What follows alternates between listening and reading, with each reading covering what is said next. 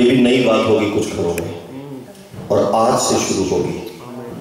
We have agreed not to disagree.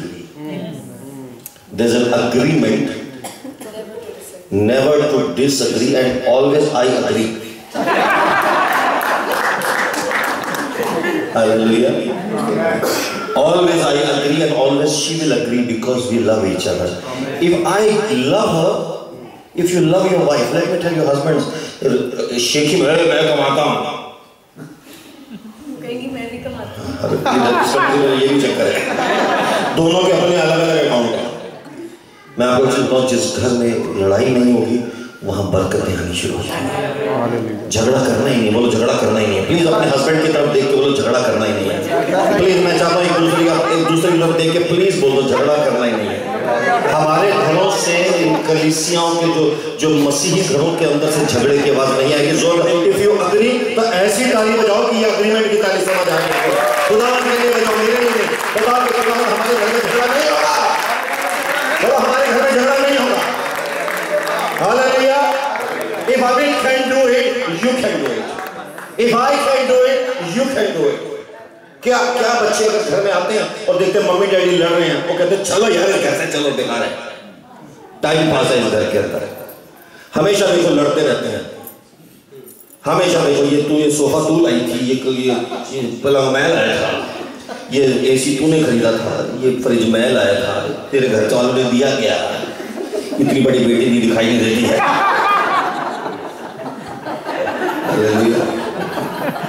बोलो यीशु मसीह की hallelujah.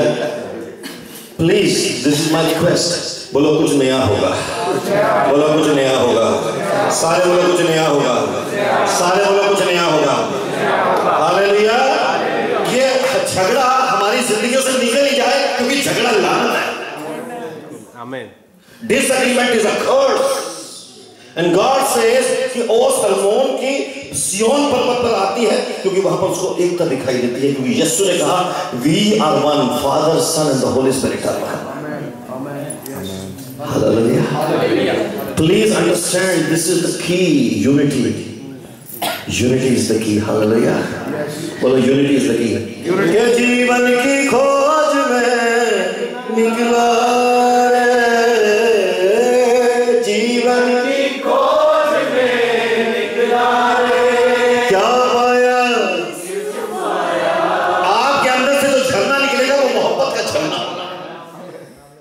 तो कितनी खुशी होती है। ये दोनों पादरी, नहीं तो पादरी तो एक दूसरे के कपड़े खींचते रहते हैं।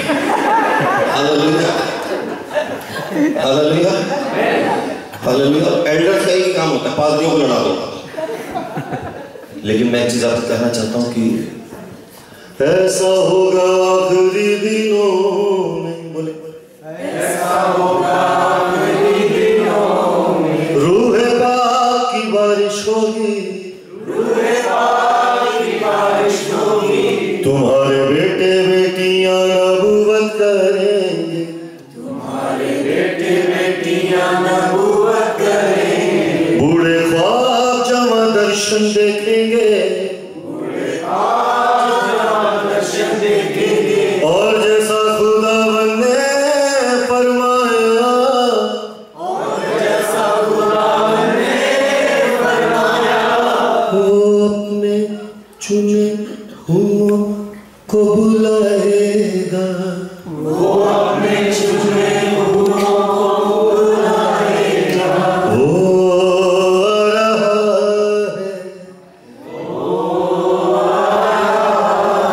वो आ रहा है, वो आ रहा है, वो आ रहा है। आमीन। कौन सा गाना गा रहे थे? जीवन की खोज में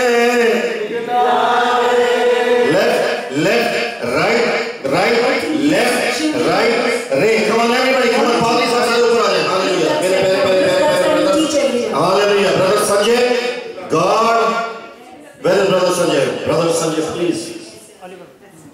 Morgan भाई, Oliver भाई। हालेलुया।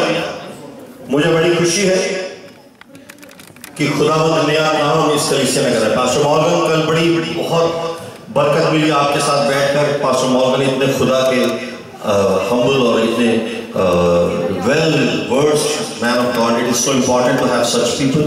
कभी भी हमें कुछ भी किसी भी चीज के बारे में समझना हो, we can go to such a man of God. Let's clap for Pastor Mark Patti. Let's give him a big hand of applause. A wonderful man of God. Let me tell you, the church has to give its due to whom it is due. Hallelujah. And I believe God has placed a special, separate anointing upon separate people. Pastor Boaz cannot do everything. Hallelujah. He can be there, but he wants you everybody there. Hallelujah. He cannot do it. ये अकेले नहीं कर सकते हैं. Hallelujah. आप सब इनके तरफ हाथ बोलो, आप अकेले कर नहीं सकते. बोलो और ट्राई भी नहीं करना. बोलो ट्राई भी नहीं करना, क्योंकि हम हैं ना.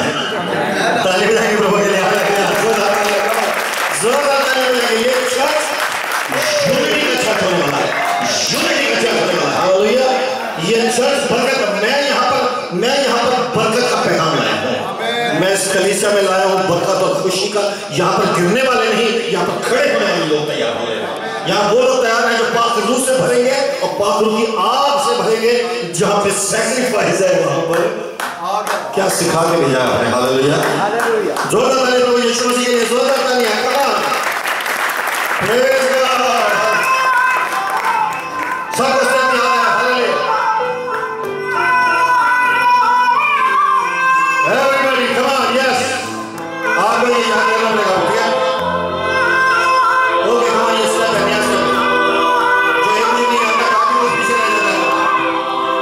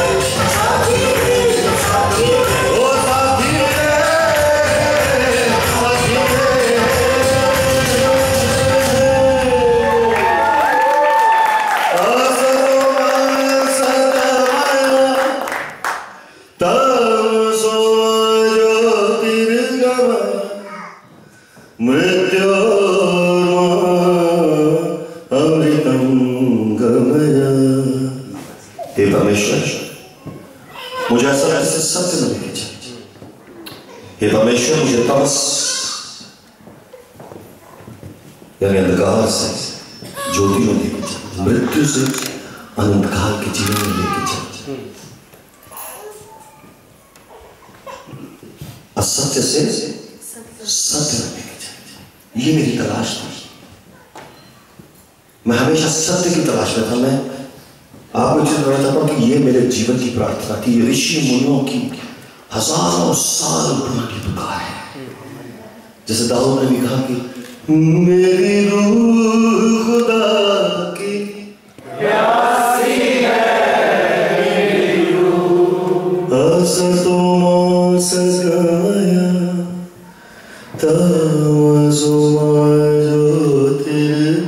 गमया मृत्यु अमृतम गमया। मुझे सच चाहिए। मुझे मेरे दिल में अर्जेंट पुकार थी, खुदा आई वांट ट्रूथ। मुझसे कहा गया कि लाखों बार इस धरती पे आना पड़ेगा, लाखों बार जन्म देना पड़ेगा। किसी ने कहा कि आंख बंद करके बैठ जाओ। एक किताब मैंने पढ़ी, पुस्तक पढ़ी, जिसके अंदर एक बड़े महान ऋषि ने लिखा था कि मुक्ति पाना, मोक्ष पाना ऐसा है कि जैसा आप समंदर के किनारे बैठ जाए और हाथ में एक पत्ता ले लें और एक एक बूंद करके पानी जब आप यहाँ से इधर डालेंगे, जिस दिन समंदर यहाँ का यहाँ आ जाएगा, आपको मोक्ष मिल जाएगा। असंभव, बोलो असंभव, नामुमकिन एवं मुझे किसी ने इंडोनेशिया में ऐसे चर्च के अंदर बुलाया था और मुझसे कहा कि आप हमारे कलीसिया के लिए म्यूजिक बनाएं। मेरी वाइफ ने मुझसे कहा डोंट गो टू चर्च। क्या बोला? डोंट गो टू चर्च, क्योंकि आपको वो गाना सिखाओगे, उन्होंने कुछ और सिखा दिया, गड़बड़ हो जाएगा। क्या हो जाएगा? मैंने कहा मैं डरो मत, मैं जो मेरी फीस है मैं देता हूँ, मैं काम करूंगा। बोलो यीशु मसीह की, सारे बोलो यीशु मसीह की। और मैं बिल्कुल अड़ियल तरीके से 1 बजे चर्च खत्म होता, मैं 1:15 बजे बोलूँगा हाँ जी बोलो। उनको मैं सभी में सिखाता और उनसे कहते हैं कि ब्रदर बहुत अच्छा है, खुदा आपको एक दिन दुनिया में बहुत दूर दूर तक परमेश्वर के लिए इस्तेमाल करेगा। मैंने कहा इस समय मैं पंकज उदास के लिए इस्तेमाल कर रहा हूँ कि सब तो मालूम है शराबी, ये सब था मेरा, है ना। जुम बराबर टच टच जुम बराबर जुम सामने अभी मजा ही नहीं है। ये दुनिया की लोग पैसे ये सब लाखों रुपए की कमाई। सिंगापुर में रहना है, अच्छा इवेंट मैनेजमेंट कंपनी, सारी बॉलीवुड से स्टार्स को लाना, इंडोनेशिया में स्टार्स को लाना, बड़ा काम। ऊपर से ये गलती से पता नहीं चर्च में कैसे आ गया। सारे बोले यीशु मसीह की, सारे बोले यीशु मसीह की। और जी मैं चर्च में खड़ा हुआ, ये लोग मुझे कहते हैं गॉड विल यूज यू। ये ना कहती ये बड़े चालाक लोग हैं। Hallelujah, hallelujah. लेकिन चर्च में होता क्या, वो मुझे बहुत प्यार देते। हमारे बच्चे बीमार होते वो हमारे लिए दुआ करते हैं। और मैंने देखा कि एक सच्चाई का एटमॉस्फेयर था। किसका एटमॉस्फेयर? बहुत प्यार मोहब्बत। पर मैंने कहा ये तो नॉर्मल है, इसकी कोई बड़ी बात नहीं है। फिर उन्होंने मुझसे कहा कि प्लीज आप हमारे लिए गीत लिखें। क्या लिखें? उन्होंने मुझे बाइबल दी, और बाइबल में से जब उन्होंने मुझे बताया कि आप कोरिन्थियंस से मोहब्बत के बारे में लिखें, तो मैंने लिखा। मैंने कहा इस बार इतना पेमेंट होगा? हाँ जी होगा। कुछ भी नहीं, कुछ भी नहीं, कुछ भी नहीं है। ये सब गीत में लिखने लगा, जबकि मैं मसीह नहीं था, लेकिन ये गीत, और जो मैं जब बाइबल पढ़ता था मुझे कुछ होने लगता था। लेकिन मैं बड़ा फैनेटिक आदमी, मैंने कहा कि मुझे बाइबल नहीं, ये बाइबल नहीं पढ़नी, ये मेरे लिए, ये गोरों के लिए है, ये इंग्लिश लोगों के लिए है, ये अंग्रेजों का रिलीजन है। बोलो यीशु मसीह की, सारे बोलो यीशु मसीह की, सबसे बोलो यीशु मसीह की। मैंने कहा ये गोरों का रिलीजन है, इसमें मुझे नहीं जाना है। ऊपर से रीना, उसने मम्मी को भी शिकायत लगा दी दिल्ली में, पुत्र तू की कर रहे हैं आजकल, सुने चर्च जा रहे हैं, तू बाइबल पढ़ रहा है, तेरे को मैं घर से निकाल दूं कि बाइबल पढ़ी। तो इसको बोला कि तू अनिल का ध्यान रखना, ये बाइबल नहीं पढ़े। सारे बोले यीशु मसीह की, सारे बोले यीशु मसीह की। मैं गीत लिखता जाता था, खुदा का कलाम मुझे छूता जाता था। फिर हम बॉम्बे चले गए। बॉम्बे में मैंने स्टूडियो खोला, ट्रिनिटी साउंड्स प्राइवेट लिमिटेड, जहाँ पर हमने बॉलीवुड के लिए काम करना शुरू किया। बहुत बड़ी बड़ी फिल्में, राज, महेश भट्ट की फिल्म, काफ़ी सारी फिल्म के लिए हमारे यहाँ पे पेज 3, काफ़ी फिल्मों का म्यूजिक हमारे स्टूडियो में काम, बड़े बड़े काम होने लग गए। बोलो यीशु मसीह की। मैं भी बड़ा खुश थी, बहुत अच्छा हुआ। 1.5 साल हुआ, और उसके बाद मेरी तलाश और गहरी होती गई। और एक दिन मैं अपने घर में बैठा, रात को रो रहा हूँ। रीना कहती थी आप रोते क्यों, आपको तकलीफ क्या है? आपके पास पैसा है, मेरे जैसी खूबसूरत बीवी है, बच्चे हैं, गाड़ी है, बिजनेस है, सब कुछ है। आपको क्या कैंसर हो गया? बड़े गुस्से से, आपको कैंसर हो गया कि आप ऐसा खुदा को ढूंढ रहे हो? मैंने कहा हाँ मुझे कैंसर हो गया, मेरी आत्मा में कैंसर है, और मेरी आत्मा पैसे से खुश नहीं होती, पोजीशन से खुश नहीं होती। लोग ने जनरली जो ऊपर के लोग हैं वो पोजीशन से खुश हो जाते हैं। कुछ लोग शराब पी के बड़े आनंद आता है, शराब पी के लोग 2 कबाब भी खा लिए, इनकी लाइफ पूरी हो गई। कबाब है, शराब है, और हिसाब किताब है, और बहुत पैसा है, बैंक के अंदर बहुत पैसा है, लेकिन मेरे अंदर ये चीज शांति नहीं ला रही थी। सारे बोले यीशु मसीह की। अगर कोई भूखा है, प्यासा है, तो जान ले कि खुदा का रूह आपसे बात कर रहा है। I am not talking, this is the Holy Spirit speaking. Let me tell you, this is not my testimony, this is the testimony of a man who was seeking the truth. Hallelujah. फिर एक दिन मैं अपने घर में बिस्तर में, रीना सो गई थी और मैं रो रहा था। ये सो रही थी, मैं रो रहा था, और मैं अपने तकिए की तरफ मुंह करके बैठा हुआ। मैंने कहा खुदा, मैं तो खुदा नहीं बोलता था, मैंने कहा भगवान, हे प्रभु, जो भी तू है, तू मुझसे बात कर। मैंने कहा परमेश्वर, मुझे मुक्ति चाहिए, मैं थक गया, मुझे तेरी सूरत को देखना है, मेरे कर्म अच्छे नहीं है, मुझे नहीं पता, मैं कर्म बुरे करूंगा, फिर तू मुझे बंदी बना देगा, फिर तू मुझे किसी छोटी जात में पैदा कर। ये क्या चक्कर है? क्योंकि मैंने तो यही पढ़ा था, हालेलुया, कि आप जानवर बन जाएंगे, आप गधे बन जाएंगे, आप ऐसे बन जाएंगे। मैंने कहा खुदा, मुझे इस जर्नी से नहीं निकलना है, मुझे इसी जन्म में तेरी सूरत को देखना है, मुझे इसी जन्म में तेरी सूरत को देखना है। और मैं रोता रहा, और उस दिन मैंने प्रभु से दुआ की। आप जानते हैं, परमेश्वर दुआ सुनता है, आप सच्चे दिल से उसको बुलाएं। और मैंने उस दिन कहा, प्रभु तू बता, तू कौन है? मुझे धर्म से अब कोई टेंशन नहीं, तू मुझे बता तू है। और उसी वक्त मैं प्रार्थना कर रहा था, असतोमा सद्गमय तमसोमा ज्योतिर्गमय मृत्युर्मामृतं गमय असतोमा असत्य से सत्य अंधकार से ज्योति में, मृत्यु से अनंत काल के जीवन। ये प्रार्थना का साथ। प्रभु की आवाज आई, उठ। और मैं उठा और मेरे सामने बहुत सारी रिलीजियस बुक्स रखी थी, उसमें खुदा का रूप मुझे लेके गया बाइबल। मैंने बाइबल उठाई और खुदा का रूप मुझे, मेरे हाथ कांप रहे थे, लेकिन एक अजीब सी ताकत अंदर में आ रही, कुछ हो रहा था मेरे अंदर, जैसे कुछ होने वाला है, जैसे कुछ फटने वाला है। और खुदा का रूप मुझे कहता है, परमेश्वर का पवित्र आत्मा, अगर कोई नहीं समझता, पवित्र आत्मा मुझे कहता है, परमेश्वर का आत्मा मुझे लीड करके कहता है पढ़ने पलट, और मैं पढ़ने पलटने लगा। मैंने बाइबल कभी नहीं पढ़ी थी। ये प्रमाण है कि बाइबल में मैं नहीं, परमेश्वर के हाथ चला रहे थे।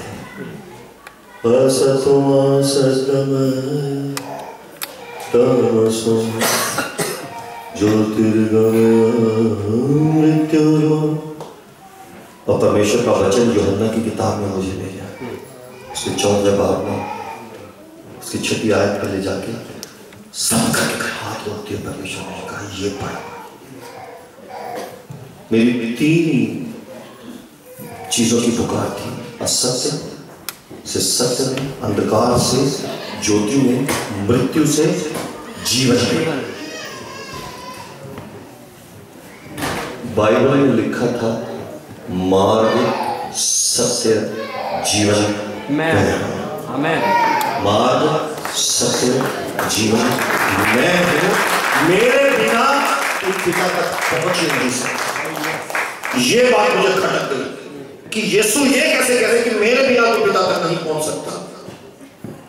मैंने कहा अगर ये सच है ये बात, तो यीशु तो, मैं तो बहुत भूखा था, मैं तो रो रहा था, मेरे तो हाथ पांव कांप रहे थे। मैंने कहा अगर तू जीसस है, अगर तू ही खुदा का बेटा है, अगर तू ही वो मार्ग सत्य जीवन है, तो मैंने सिर्फ ये शब्द नहीं पढ़ने, मुझसे बात कर। और इसके लिए मैं तुझे 1 मिनट का टाइम देता हूं। कितने मिनट का time? I was desperate to know God. I was desperate to know the truth, and it seemed that I'm just around the corner. मैंने कहा if you are the way, the truth and life, speak to me. मैंने 1 minute बोला और जैसे मैंने sir झुकाया मेरे कमरे के अंदर रोशनी रोशनी। मुझे नहीं पता था अभिषेक क्या होता है, मुझे नहीं पता था मस्सा क्या होता है, लेकिन ऐसा लगा कि चारों तरफ एक हवा चलने लग गई और एक ऐसी चादर, एक वजनदार चादर किसी ने मेरे कंधों पर रख दी और यीशु की आवाज मुझे आई, अनिल तेरी मुक्ति में आओ।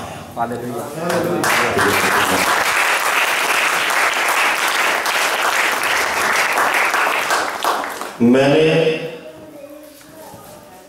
वो अनुभव जो उस दिन मैंने किया था आज तक मेरे साथ चल रहा है। मैंने जब आँख खोली तो चारों तरफ हो जा रही था रोशनी थी। मैंने रीना को बोला मुझे मुक्ति मिल गई।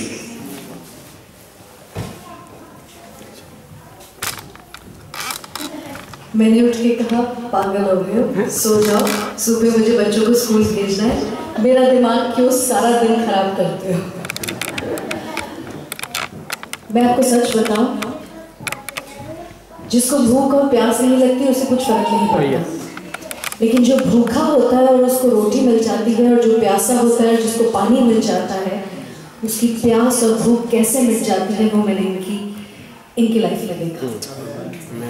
और उस दिन के बाद से जब उन्होंने मुझसे शेयर करना शुरू किया कि मुझे सैल्वेशन मिल गई है, मुझे यीशु मिल गया है, तो मैं वाकई मैं आपको बयान नहीं कर सकती। मैंने सोचा इनका दिमाग वाकई खराब हो गया है, और ये दिन रात हर चीज़ छोड़कर सिर्फ बाइबल पढ़ना शुरू कर दिया। कमरे में बैठ जाते थे, दिन भी बाइबल, रात को भी बाइबल, मुझसे बात करना तो वो भी बाइबल का वचन सुनाना। मैंने कहा आपको क्या हो गया है? और हमारे शादी को 15 साल हो चुके थे, आज तक इस तरह का एक्सपीरियंस मैंने कभी अपने जीवन में नहीं देखा था, लेकिन दिन और रात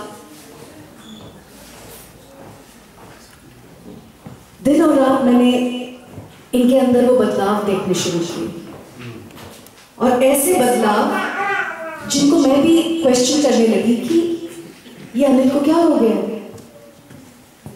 कोई बात ऐसी होती है गुस्सा खत्म हो गया है, कोई भी ऐसी चीज होती है बच्चों के साथ प्यार बढ़ गया है। ये क्या हो रहा है, ये कौन कर रहा है, इनके जीवन में ये बदलाव कहाँ से आ रहा है?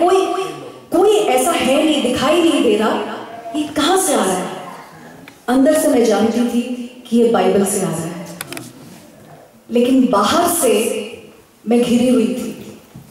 सामने परिवार दिखाई देता था, सामने लोग दिखाई देते। कोई बात नहीं, खड़े रहने दो। जिन्होंने पीछे बैठ के सुनने का चूज किया वो बैठ के सुनिए, डिस्टर्ब नहीं करें। और हम दोनों बहुत एक दूसरे से प्यार करते थे और हर चीज हम शेयर करना पसंद करते थे। मैं जब इनके साथ बैठती थी ये मुझे बाइबल के बारे में बताते थे, यीशु मसीह के बारे में बताते थे, और मैं थक गई थी यीशु का नाम सुन सुन के। मेरे तो मुंह से भी यीशु मसीह नहीं निकलता था। मैं कहती थी कहाँ से विलायती खुदा को आप लेकर आ गए हैं? हमारे यहाँ 33 करोड़ भगवान हैं, देवी देवताएं हैं, आप बोलो हम वहीं चल पड़ेंगे।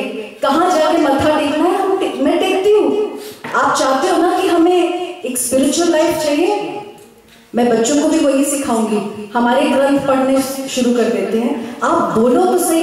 वो कहते नहीं, यीशु ही मार्ग है, वही सत्य है, वही जीवन है, उसके बिना हम कुछ नहीं कर सकते, हम मर जाएंगे। मुझे ये बात बिल्कुल समझ नहीं आती थी।